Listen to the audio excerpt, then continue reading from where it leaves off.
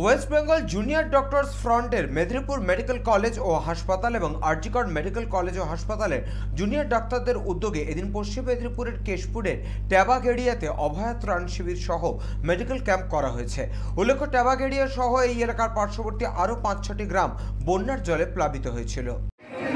দেখুন, এই বন্যার এলাকায়, বন্যার জর্জরিত এলাকায় যে মানুষরা ধরুন এখান থেকে হসপিটালে পৌঁছাতে পারছে না, তাদের এখানে যতটুকু আমাদের সামর্থ্য আছে সেই অনুযায়ী যে নিত্য প্রয়োজনীয় মেডিসিন, তার সাথে এমনি খাবারের সামগ্রী, চাল, ডাল, আলু আর মেডিকেল মেডিসিন, এগুলো আমরা যতটা প্রোভাইড করতে পারছি প্রোভাইড করছি। কারণ এই আন্দোলনে সাধারণ মানুষ যতটা সাহায্যের হাত বাড়িয়ে দিয়েছে সেই ঋণ শোধ করা যায় না।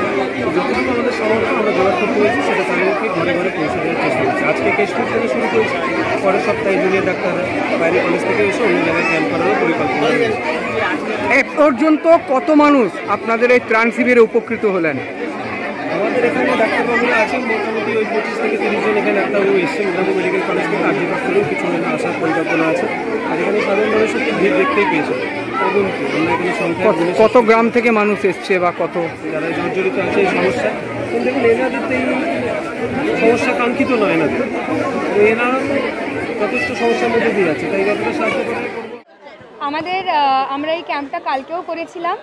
আমরা আর শুধু আরজিকর না, WBJDF এর তরফ থেকে সবকটা মেডিকেল কলেজ আমরা এই ফ্লাড এফেক্টেড এরিয়াসগুলোতে আমরা অভয়া ত্রাণ শিবির অর্গানাইজ করেছি এবং আমরা হেলথ ক্যাম্প অর্গানাইজ করেছি, যাতে আমরা এই ফ্লাড এফেক্টেড এরিয়াসে যে মানুষজন আছে তাদের পাশে এসে দাঁড়াতে পারি, তাদেরকে আমরা কিছু হলেও ফ্লাড থেকে রিলিফ করতে পারি এবং তাদের হেলথ কেয়ারটা ইজিলি অ্যাক্সেসেবল করে দিতে পারি।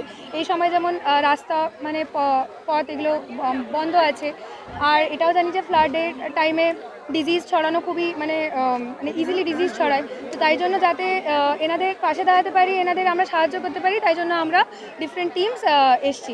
আজকে এখানে আমরা আরজিকর মেডিকেল কলেজ আর মেদিনীপুর মেডিকেল কলেজ একসাথে এই হেলথ ক্যাম্পটা করছি।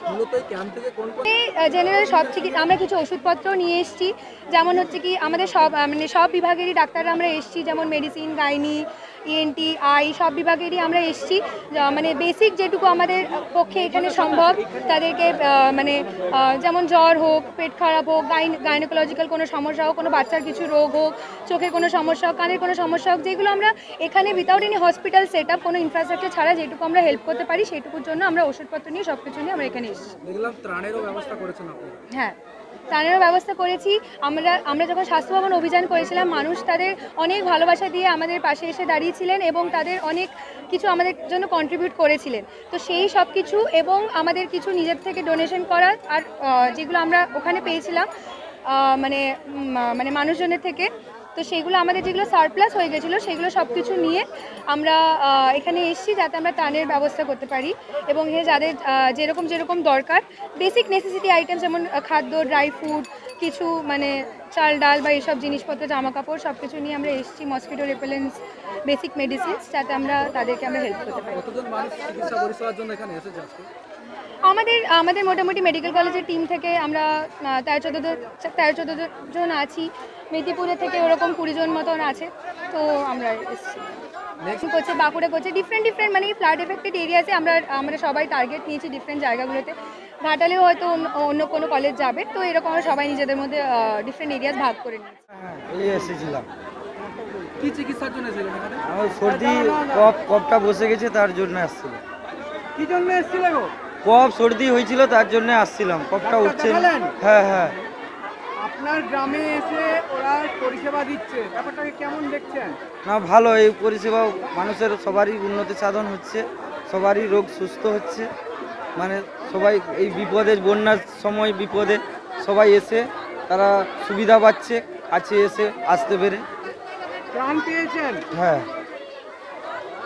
কি ত্রাণ পেলেন?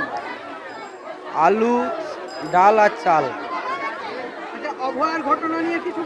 অভয়ার ঘটনা সত্যি এরকম সমাজে এরকম নৃশংস ঘটনা যাতে না হয়, সেরকম আমাদেরকে লক্ষ্য রাখতে হবে এবং সরকারকেও সজাগ থাকতে হবে, না থাকলে হবে না। পশ্চিম মেদিনীপুর থেকে সুদীপ নন্দীর রিপোর্ট, চ্যানেল 24/7।